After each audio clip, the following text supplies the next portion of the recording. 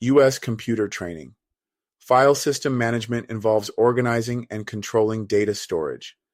Here's a quick look at tools for 3 common Linux file systems. XFS Tools, XFS Progs, provides utilities for creating, checking, and repairing XFS file systems. MKFS.XFS creates an XFS file system. XFS on Repair repairs a damaged XFS file system. XFS Site Admin administers XFS file system parameters, designed for high performance and scalability.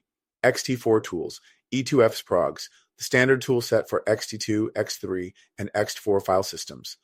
MKFS X4 creates an X4 file system. FSCK.X4 checks and repairs X4 file systems. Tune2Fs modifies X4 file system parameters. Widely used, stable, and well supported. BTRF's tools, BTRF's progs, utilities for managing BTRF's file systems. NKF's BTRFs creates a BTRF's file system. BTRF's checks a BTRF's file system. BTRF subvolume manages BTRF subvolumes, offers advanced features like snapshots and copy on write. BTRFS is more modern and allows for more advanced file system management, including snapshots and checksums.